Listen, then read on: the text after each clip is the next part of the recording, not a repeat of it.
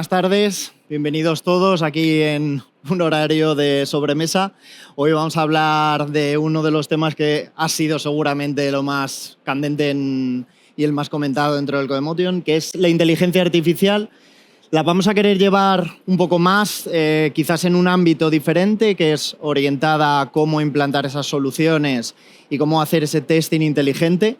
Os pido que tengáis la mente abierta, o sea, que no solamente lo llevéis a la parte de testing. Esta la solución al final. Enseñaremos un pipeline que nos ha encajado, que lo hemos montado a lo largo de bastante tiempo en conjunto dentro de la compañía y que se puede extrapolar a cualquier tipo de solución. Yo soy Álvaro, como me han presentado, llevo la parte de ingeniería y QA dentro de Agile TV, y mi compañero Borja, que le doy paso ahora para la presentación, Gracias. Que lleva la parte de Head and Managed Services. Hola, ¿qué tal? Muy buenas tardes. Bueno, como ha dicho Álvaro, me llamo Borja. Llevo toda la vida en el mundo de vídeo, plataformas de televisión. Mi background es ingeniero de integración, pero ayudando a crear plataformas y, bueno, todo lo que sería un flujo de televisión, ¿vale? En allá en la parte de Managed Services tenemos un producto y es un poco para daros contexto de lo que a día de hoy estamos haciendo y lo que, como bien ha comentado Álvaro, lo que vamos a ver hoy, ¿vale? El principal punto de lo que vamos a ir viendo a lo largo de toda la presentación es, bueno, los problemas que nos hemos ido enfrentando con estas plataformas o con estas soluciones que a día de hoy nosotros tenemos, cómo hemos ido incluyendo y añadiendo la inteligencia artificial, todo lo que nos hemos pegado con ello durante, es verdad que lleva lo que lleva, no nos vamos aquí ahora a tirar el pisto, pero era todas las partes que nos las hemos pegado y, bueno, las cosas en las que estamos ahora haciendo y las que creemos que, bueno, que a día de hoy sí que están funcionando y hacia dónde queremos ir, ¿vale? Para dar un poquito de contexto y nos ubiquéis, ahora mismo nosotros tenemos, como comentaba, una plataforma que damos servicio a diferentes clientes con su complejidad. No sé cuántos de vosotros, a la pregunta fácil del café, ¿cuántos de vosotros estáis suscritos a alguna plataforma de tele? Prácticamente la mayoría sabemos de lo que estamos hablando, ¿vale? Uno de los principales puntos, ¿vale?, que nosotros nos hemos encontrado durante todos estos años es: yo tengo una plataforma de televisión que da servicio a diferentes clientes, a diferentes países, con diferentes lenguajes, diferentes idiomas, localizaciones y, por supuesto, multidispositivos. Hablamos de web, hablamos de Smart TV, hablamos de dispositivos móviles con diferentes funcionalidades. ¿Esto qué nos generaba o qué nos genera? Bueno, pues una matriz de variables a que a la hora de, primero, desarrollar y luego, seguro, validar, pues se hacía poco escalable, ¿vale? ¿Por qué? Pues tenemos nuestros tests, tenemos nuestra parte de testing automático, pero, oye, ¿por qué no vamos más y metemos la IA? Entonces, empezamos, como todo el mundo, Vibe Coding, ¿vale? ¿Y qué cosas nos encontramos durante el camino? Bueno, pues evidentemente lo que yo creo que muchos estamos sufriendo, esa parte de Vibe Coding con unos prompts pueden estar mejor, pueden estar peor, pero tiene esa falta de contexto. Esto que nos pasaba nos generaba un problema importante. Nos hemos encontrado una situación en la que todo el equipo de desarrollo, de una manera u otra, recordemos, y yo creo que estamos todos alineados, en el que la inteligencia artificial nos está ayudando a cada uno de los individuos que forman parte de los equipos, de una manera u otra. Cada uno de nosotros hemos hecho nuestros pinitos, tenemos nuestros prompts, cogemos nuestro código, nos vemos nuestros test cases y lo vamos metiendo. Pero al final genera un problema desde el punto de vista de organización, ¿vale? Entonces tenemos una situación en la que nos habíamos encontrado de, vale, tenemos una solución que vamos siendo ágiles, la gente tiene ese entusiasmo para abrazar la IA, pero ¿qué pasa? Se va haciendo cada vez menos mantenible, una cantidad de código que no es mantenible, va perdiendo el contexto, no lo tiene. ¿Y qué nos pasaba además? El mundo del testing, lo mismo. Vamos a hacer estos test plans, vamos a hacer estos test cases para estos diferentes dispositivos y nos encontrábamos que, al tampoco tener contexto, íbamos perdiendo esa cobertura, ¿vale? Esa cobertura de test que deberíamos tener para poder cubrir todas esas necesidades de una plataforma de televisión a nivel internacional. Entonces, claro, tenemos un cóctel explosivo maravilloso, cantidad de código hecho sin control, sin contexto y test que no cubrían todo. Primera en la frente, ¿vale? Entonces, ¿qué es donde estamos ahora? Bueno, Spec Driven Development. No sé cuántos de vosotros estáis familiarizados con Spec Driven Development. Vale. Hace una pequeña introducción. Álvaro luego entrará un poquito más en detalle en cada una de las partes, ¿vale? Pero bueno, sí que es importante que aquí tengáis un poquito el contexto de qué es lo que ha cambiado. Esto es febrero, no mucho antes, y a lo que sí que estamos viendo. todo ese punto de prompts que antes teníamos, toda esa parte, donde cobra ya la importancia previa nos vamos a la izquierda.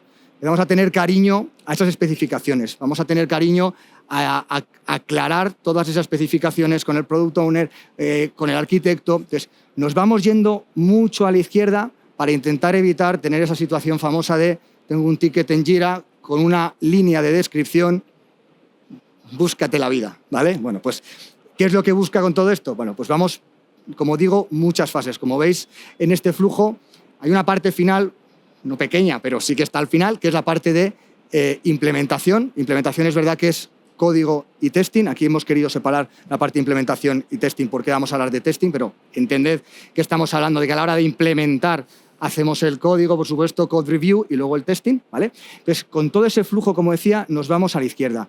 Tenemos buenas especificaciones. Tenemos que aclarar realmente todos los contextos, las dudas que pueda haber con los agentes que vamos teniendo, que ahora Álvaro irá introduciendo.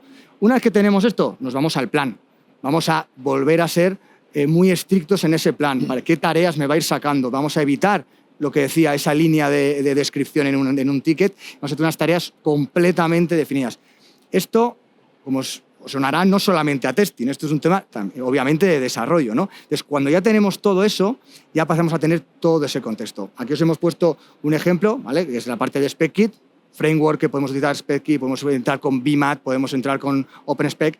Es verdad que, por ejemplo, en la parte de BMAT nosotros estamos utilizando funciona de maravilla a nivel de multiagente, agentes colaborativos, y es a lo que, dependiendo un poco, luego Álvaro entrará en detalle, de la complejidad de los proyectos de cada uno, si estamos en brownfield, estamos en greenfield, cada uno se puede ir adaptando, ¿vale?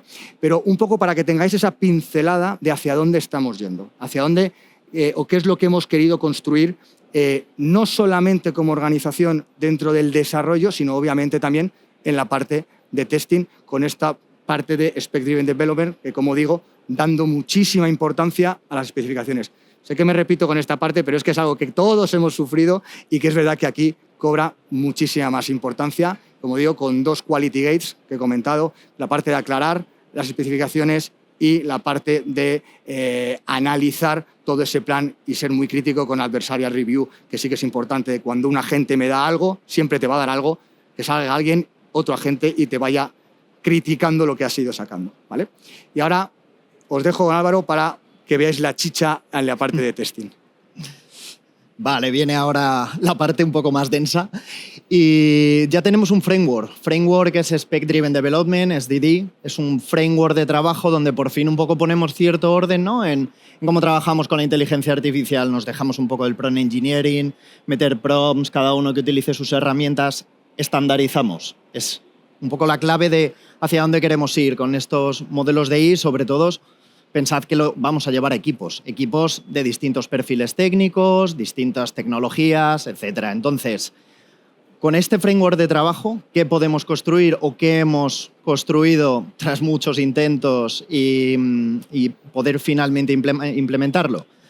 Pues crear de parte de unos requisitos funcionales ir a la creación de agentes, ¿vale?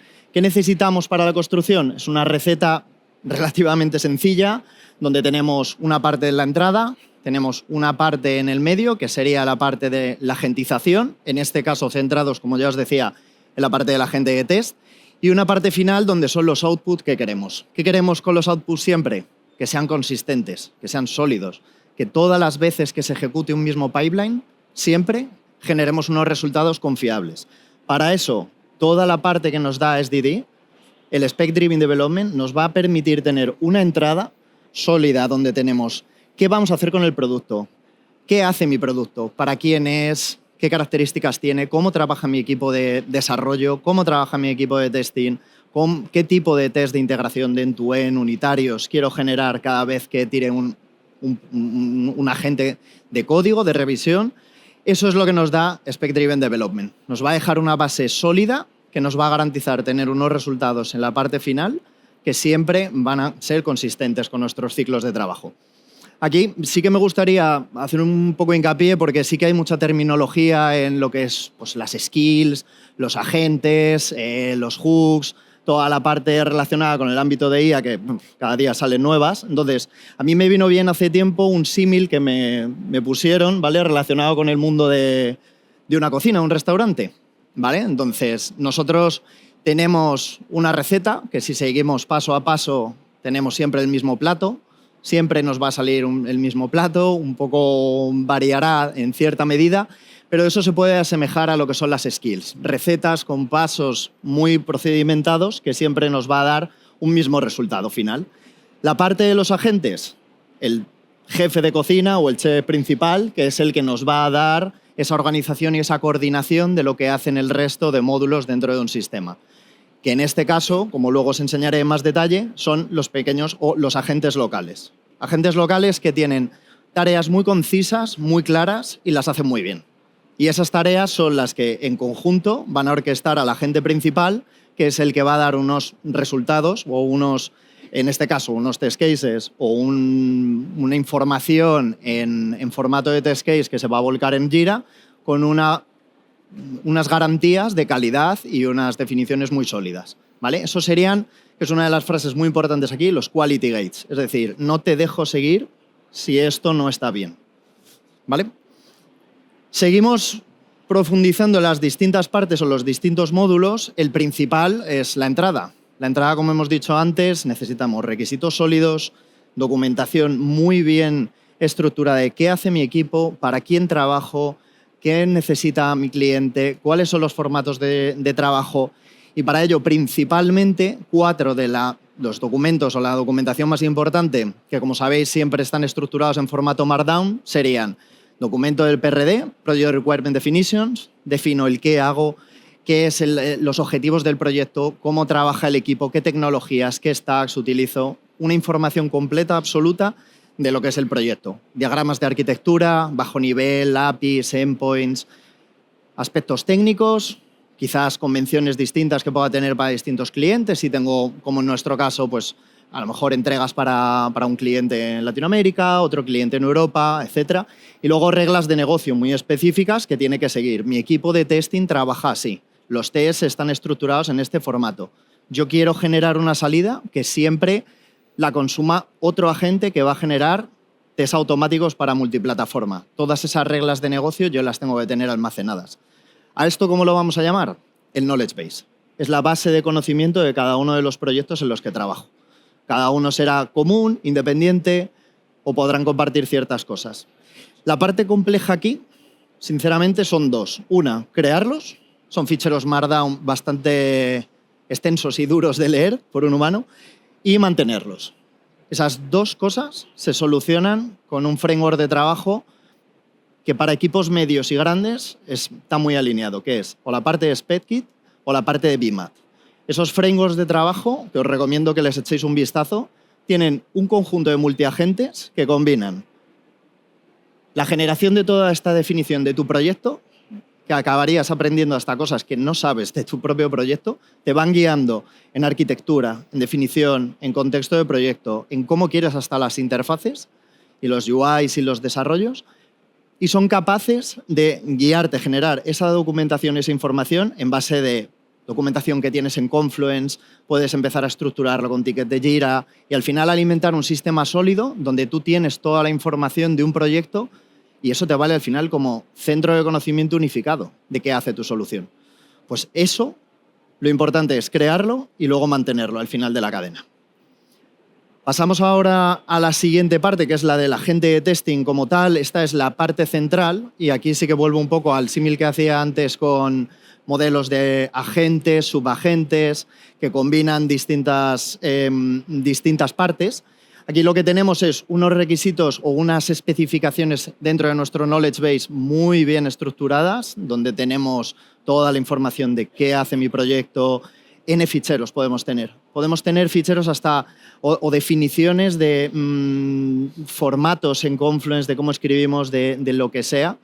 Es consumido por los agentes. En nuestro caso, que sería el agente de test, extrapolarlo a cualquier parte o problema que tengáis, a ver cómo un poco se puede combinar, es un flujo que tiene 4 pasos. 4 pasos que serían agentes locales, cada uno de ellos específico y muy especializado en hacer una tarea concreta.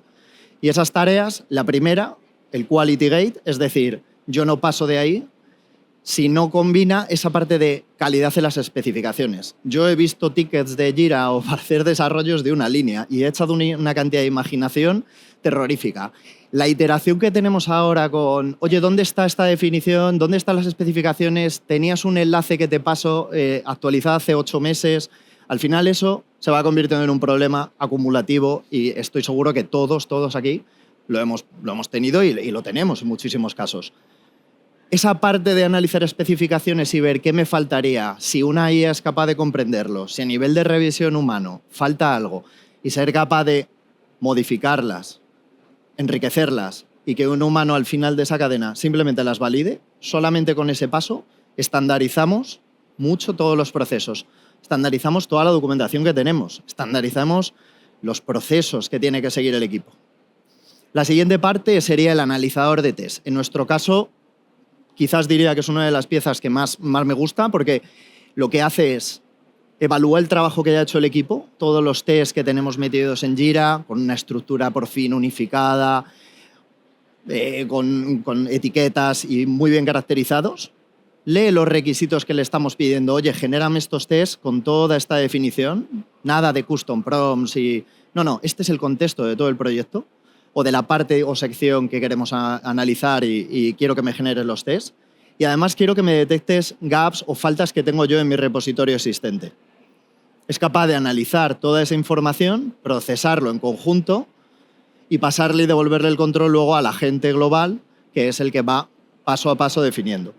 La última parte, generador de test. Genera los tests en Jira, un formato estructurado, organizado con etiquetas, una forma donde no hay que abrir plantillas, o sea, está todo totalmente integrado y la verdad que es una comodidad el hecho de tener unos flujos de trabajo donde la parte automática, manual y la parte un poco tediosa, que es el mantener esa información y toda la documentación, estructuras, que luego entra gente a los equipos y es muy complejo volver otra vez a decirles, mira, trabajamos así, pero aquí falta esta información, no pregunta a no sé quién. No, o sea, es llevar a la práctica algo que la IA hace muy bien, llevarlo a la práctica y ponerlo al valor y quitarnos esa parte de tareas muy manuales y en ciertos casos muy tediosas de mantener. Y por último, una parte que lo ha comentado antes Borja, es quizás de las partes más importantes porque la IA al final siempre va a darte un resultado cuando preguntas, siempre. Siempre va a darte el resultado más óptimo para ese momento con la pregunta que has hecho. No es un sistema como una parte de test automáticos escritas en Python que siempre es consistente en los resultados. El adversarial review o criticar cualquier proceso que hagas con la IA, probadlo, de verdad. O sea, decir, quiero que me generes un plan para ver cómo abordo este desarrollo con este pequeño repo de código que tengo y demás. Genérame un plan. Entra en un modo de planificación y ese adversarial review, los resultados que te ha dado en la primera iteración la inteligencia artificial, el 90% de las veces son corregidos tras un adversarial review. Probadlo y es parte de un subagente que cuando ha pasado todo el módulo de analizo la calidad, genero los tests, veo si hay gaps, otro agente con un contexto limpio dice a ver qué ha hecho. Analiza, devuelve el control a la línea principal y dice te propongo estos cambios porque he encontrado aquí bastantes cosas que no has tenido en cuenta en tu primera iteración. Esa segunda iteración eleva la cobertura, por ejemplo, de test y la fiabilidad de los test que tenemos a día de hoy a un 90% que no necesitarían revisión humana. Un 90% donde son test fiables, cubre la funcionalidad, no se ha inventado absolutamente nada y únicamente necesitan la aprobación de que es correcto. Vamos a ir a la parte final de cómo se generan, qué producen los agentes, qué datos. En nuestro caso, las cosas más útiles ha sido la posibilidad de integrarlo con un laboratorio que tenemos de dispositivos. Laboratorio donde existen Smart TVs, set-top boxes, tenemos dispositivos móviles, aplicaciones web, cada uno con su tecnología y sus sistemas de desarrollo distintos. Playwright, Selenium, utilizamos partnership con otras compañías o desarrollos custom.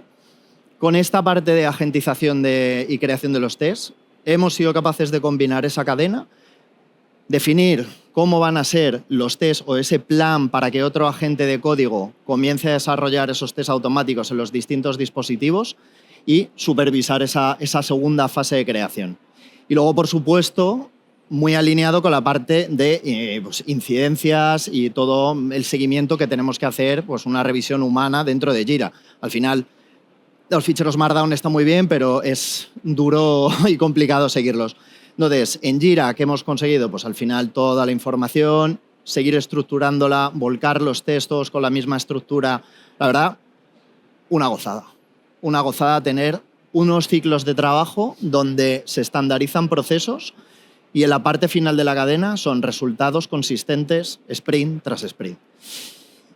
Y esa sería parte del agente de test junto con los resultados finales. He intentado plasmar un poco toda la conversación que hemos seguido en una única slide, donde es un pipeline completo, ¿vale? Y falta una de las partes que va a enlazar luego con todo lo siguiente. Y esto sería el pipeline en acción, de unas especificaciones donde probablemente con el uso de inteligencia artificial, a día de hoy, se pasa más tiempo definiendo unas especificaciones de forma correcta, trabajando en esos ficheros de arquitectura, de definiciones, manteniendo la documentación que alimenta todos tus procesos o los agentes con una forma sólida, que tirando líneas de código. A día de hoy, o sea, tenemos que utilizarla también para llevarlo ahí. Somos, o sea, esa visión de desarrollo, los integradores, DevOps, tenemos esa visión de lo que es el producto y tenemos que ser capaces de especificarla a unos niveles que sean consistentes para que las consuma una inteligencia artificial.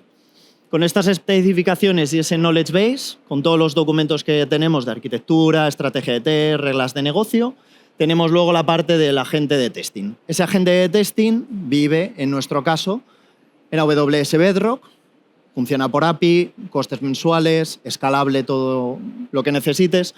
Y utilizamos modelos para esta generación combinados entre Sonnet, que es la parte un poco que te da esa viabilidad entre coste y tiempo, y luego modelos más grandes utilizamos Opus. Son un poco quizás de las extrapolaciones que hemos hecho los más potentes. Opus, siempre que vayamos a modelos de planifica esto, analiza una doble pasada.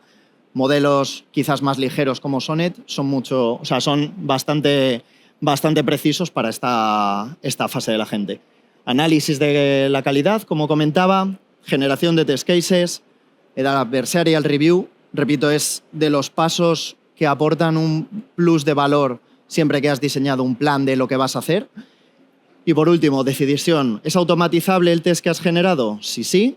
Tienes esos 4 repos externos, trabajamos con el sistema multirepo de código, desarróllalo para web, desarróllalo para Smart TV, desarróllalo para la parte de set-top boxes o para móviles. Genérame el plan y otro agente consumirá esas especificaciones. Como veis, se puede ir ligando distintas piezas de la cadena.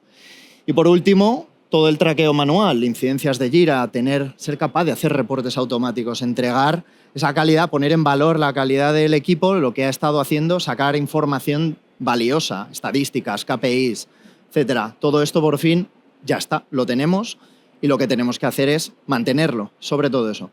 ¿Por qué digo mantenerlo? Porque esta parte del contexto siempre tiene que estar actualizada. ¿Y cómo se hace eso? Pues hay muchas metodologías de los frameworks de trabajo que nos dan esas opciones de construirte tus skills custom, integrarlas dentro de la cadena, utilizar agentes con un rol más similar a la parte de quizá de un Scrum Master o de un Product Owner, construirte tus propios agentes al final, que son reglas simplemente que tú determinas el comportamiento, que si ha habido modificaciones o yo he introducido un cambio, por ejemplo, en un endpoint o he metido una nueva funcionalidad, afectan a mi arquitectura, quizás. Pues es capaz de analizar y siempre con revisión humana, eso sí que lo digo, esa revisión o ese quality gate humano a día de hoy tiene que estar, modificar esos documentos para que siempre seamos capaces de tener pues, un knowledge base, que es una documentación viva, con información actualizada y que este pipeline siempre nos permita seguir ejecutándolo. De todo esto que al final las slides siempre aguantan toda la teoría, llevarlo a los equipos quizás ha sido una de las partes más complejas, esa adopción, ¿no? Cómo implementar esto, que sobre el papel está fenomenal, Sí es cierto que lo tenemos funcionando, sí es cierto que ahora os contaremos cosas de, pues nos ha costado integrarlo. Y aquí sí que queríamos contaros o poner un poco en valor también de qué nos hemos encontrado, qué cosas no han funcionado y creemos que no van a funcionar y qué cosas sí. Y esas cosas que han funcionado, cómo el equipo lo ha ido adoptando, cómo se puede escalar esto mucho más, cómo ir adoptando progresivamente y empezar a utilizar ciertas herramientas de inteligencia artificial con cabeza y conocimiento. Y nada, voy a dar paso a mi compañero Borja, os va a contar un poco la aventura de adopción en los equipos. La chicha de los equipos. Vale, como hemos comentado al principio, hay un cambio importante de manera de trabajar, ¿no? Veníamos de una parte más vibe coding, más individual, lo que estamos ahora es moviéndonos a la parte más organización, vamos a trabajar de una, etc. Entonces, al final nos encontramos en una situación de cambio, como digo, de forma de trabajar y de approach completamente. ¿Eso qué genera? Nos ha pasado, nos sigue pasando en equipos. Bueno, pues primero es verdad que estamos en una fase de entusiasmo, de ¡ay, qué chulo, vamos a ir con IA, esto es una maravilla! Y de repente nos encontramos fase 2. Es algo que venimos del vibe coding, nos ha pasado, pero nos va a pasar en esta fase de cambio de mentalidad. Esa frustración de, joder, yo pensaba que esto me iba a solucionar todos mis problemas y veo que no sale y no sale. Y es que, claro, tengo un equipo enorme trabajando en esto y no sale. Bueno, pues aquí es donde abandonan la mayor parte de los equipos y las empresas a las que, por ejemplo, también nosotros estamos ayudando, ¿vale? Gran parte de esta parte de frustración, esta fase 2, es un poco la más crítica porque mucha gente abandona y dice, vale, ya está, se acabó, yo no continúo, paso.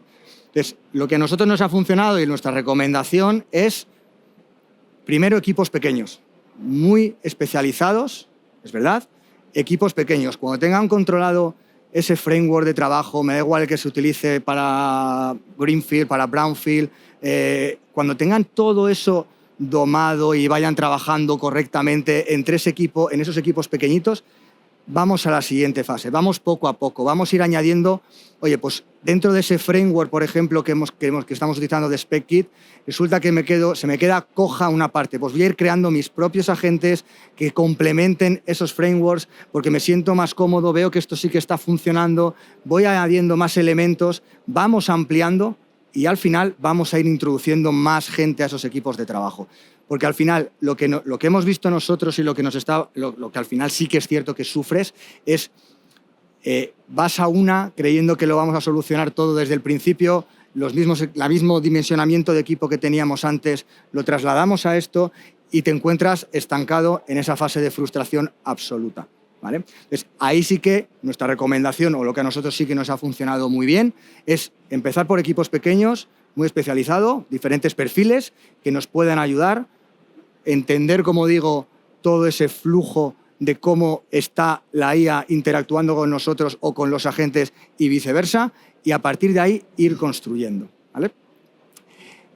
Para terminar, y esto un poco por englobar un poco lo que hemos ido contando durante la charla, cambia completamente el approach, ¿vale? Nos vamos completamente a la izquierda, damos muchísimo más cariño a esas especificaciones, nos juntamos no N veces, porque para eso tenemos nuestros agentes que están en ello, pero sí somos críticos, nos devuelve algo, volvemos a criticarlo. Si tenemos dudas, tenemos al arquitecto que está gestionando cada uno de esos agentes o el product owner que está gestionando cada uno de esos agentes como tal. En ese flujo hacemos esos quality gates e importante, un agente para cada una de las cosas, no un agente para hacer muchísimas cosas.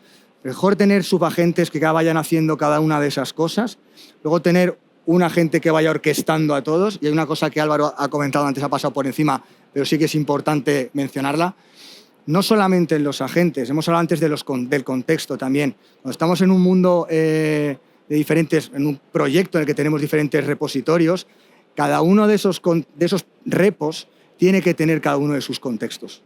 Ahí tiene que trabajar y entender de lo que está pasando en cada uno de esos contextos.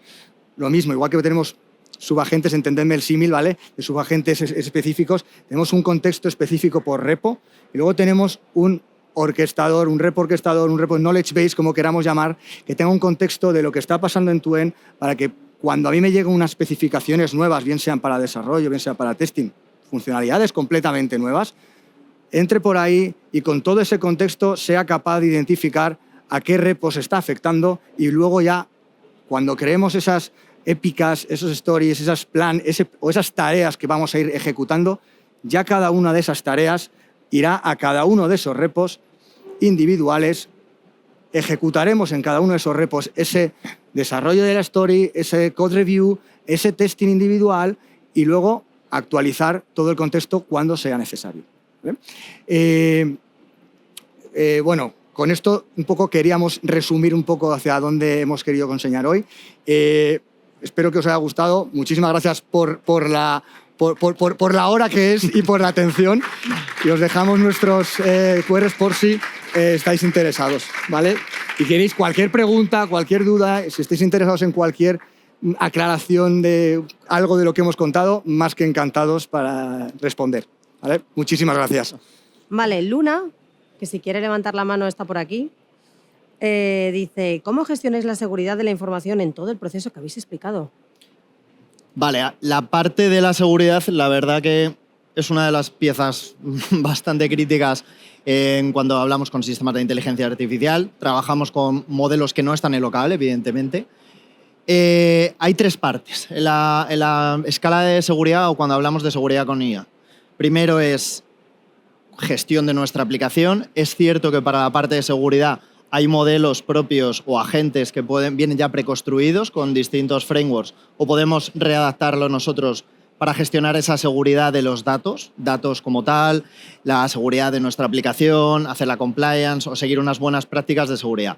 Una segunda parte sería gestionar la seguridad en el ámbito de no exponer variables o compartir o tener cierta documentación que la IA pueda subir a los repos o tenga control sobre ella, trabajar con variables en ficheros propietarios nuestros y no compartir eso bajo ningún concepto, ni subirlo a los modelos del LLM, nunca.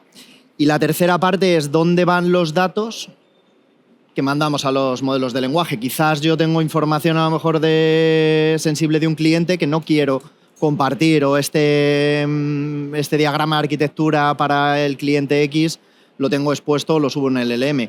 Ahí la forma en la que se trabaja corporativamente es utilizar estos modelos de AWS Bedrock, garantiza la seguridad, trabajar con AWS Bedrock y mediante APIs o securizaciones con los secrets de Amazon. Y luego la parte de trabajar con cuentas Enterprise. Dan un plus mayor de seguridad que el uso diario quizás que se utiliza con la IA. ¿Vale? Muy bien. Bruno, ¿por ahí? Vale. Dice, hablasteis de Selenium. ¿Utilizáis IA para generar test? Vale. Dijisteis que todo esto lo tenéis integrado en un pipeline. ¿Qué herramientas gestiona este pipeline y cómo gestionáis que un cambio en la vista no rompa todos los tests y que la IA tenga que rehacerlos todos? Tú has sufrido, ¿verdad? Sí. Has sufrido. Vale, aquí si quieres salto. Mira, efectivamente, de hecho, bueno, esa parte de multidispositivo, tenemos Selenium, tenemos Playwright, tenemos Appium, tenemos, por ejemplo, en la parte de Smart TV, nosotros utilizamos SweetTest, ¿vale? Por poner un ejemplo, pero cada uno utiliza lo que considere.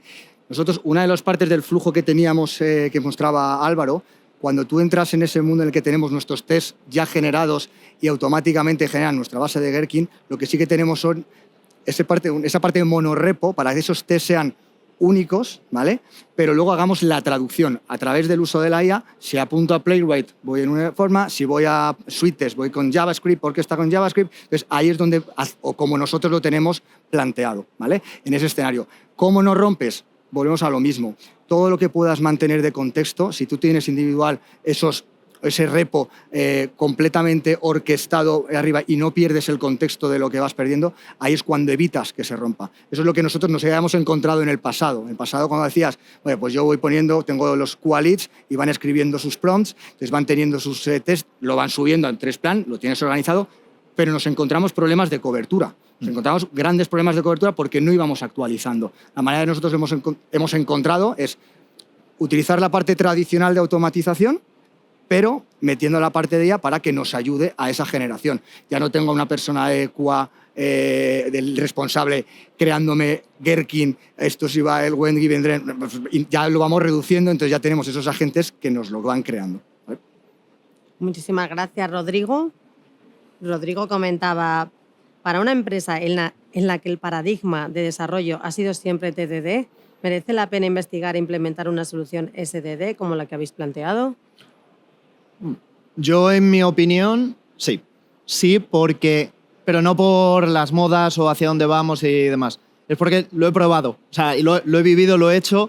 He visto ejemplos de cosas que se pueden hacer en formaciones y demás que me parecen brutales. Y el orden y las capacidades que puedes tener de tener tu información estructurada. Yo, por ejemplo, en mi caso, que mi equipo está dimensionado, son 45 personas y pues entra gente nueva, hay muchas personas que van saliendo a lo largo del tiempo de la compañía y hay rotación, hay cierta rotación. Esa pérdida de conocimiento o el conocimiento que se va trasladando entre unos que entran, los que se van, que era el que había hecho esa parte del código y demás. El tener por fin un framework que te permita tener, como hemos comentado antes, toda la parte de arquitectura, definiciones, sostenible y mantenible en el tiempo, es una gozada. Entonces, recomendaría investigarlo, porque es que es tan sencillo como es una línea de instalártelo en un repo local, probar, quizás con un proyecto tipo Greenfield, sencillito, y empezar a ver, oye, quiero hacer esto, a ver si me convence.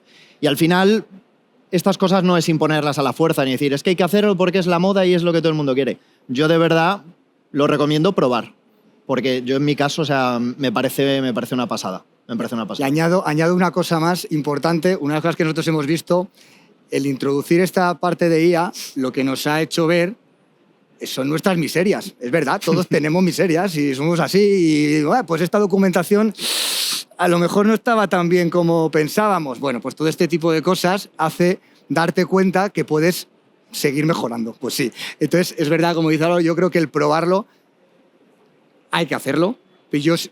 Nosotros lo hemos hecho. Yo creo que yo invito a que todo el mundo lo haga y lo pruebe.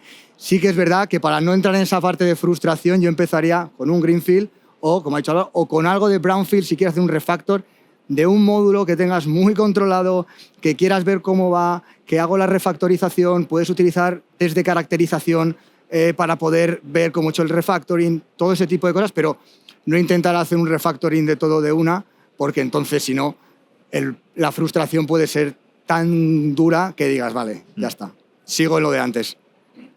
Nos habéis convencido, vamos a probarlo. Carlos pregunta, que está por aquí, ¿qué modelos de IA son vuestros preferidos para implementar agentes en estructuras de trabajo SDD?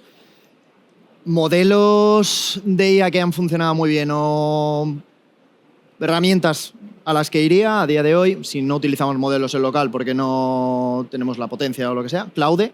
O sea, los modelos de Anthropic, si nos vamos a Haiku, Sonnet y Opus, con diferencia, o sea, yo bajo mi experiencia, de los mejores resultados.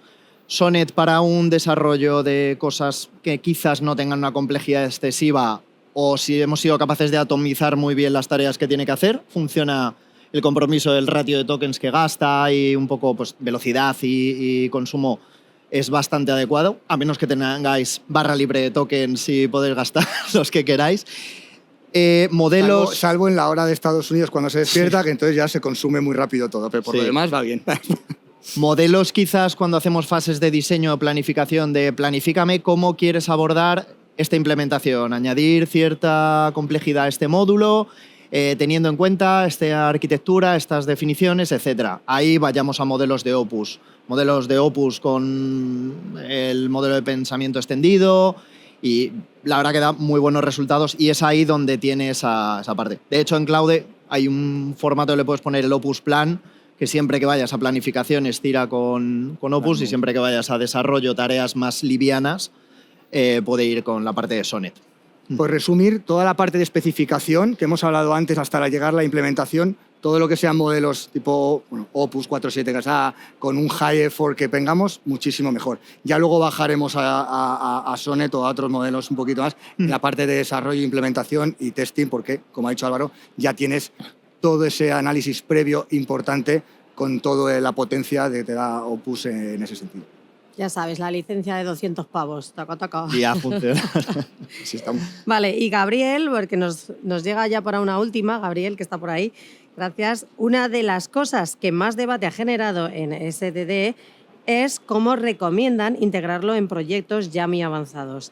¿Es obligatorio que sea monolítico? ¿Cómo se le daría contexto de arquitectura si está todo segmentado por repo dentro de la compañía por seguridad? Como quieras. Sonrío porque es uno de los problemas que hemos tenido, muy recientes además. Estamos en ello, de hecho, en algunos de los proyectos. Sí, sí, sí. Da para mucho. Y cuando decía lo de la frustración y tal, no, al final el tema es que esto está muy bien, como decía antes, siempre todo se sostiene sobre las slides y es muy bonito el SDD. Cada vez que tú intentes implementar esta solución, yo he tratado de hemos intentado meter un poco, estas son las especificaciones de cómo se tiene que hacer. Quizás cada tipo de proyecto hay que adaptar. Un proyecto brownfield de ese calibre, donde tienes, por ejemplo, te pongo un caso el nuestro, 15 repos separados con un repo de knowledge base donde está la información global. Lo que hemos tratado de hacer es, en ese repo de knowledge base tiene la información global del proyecto. ¿Qué hace? ¿Para quién? ¿Qué características tiene? ¿Cómo trabaja el equipo? Bueno, la serie de información que hemos visto antes. Cada repo individual donde yo tiro líneas de código también tiene contexto. Tiene un project context, es decir, qué va cambiando según voy haciendo evolutivos, qué información tengo dentro de ese repositorio de código, pero tiene que alimentar al otro. Y es ahí en la construcción de ese pipeline donde hay una componente humana que tiene que orquestar ciertas partes. O sea, si no, esto se puede desgobernar en proyectos tan grandes. Ten en cuenta la potencia que tiene esto para generar información. O sea, es que es imposible. Entonces, orquestar esos flujos e ir de una manera muy progresiva, trasladando el contexto según vas desarrollando e ir alimentando esa parte, creo que es la acertada. Y un poco hacia el camino que nosotros también estamos tirando. Pero muy bien, muy buena pregunta. Sí, sí.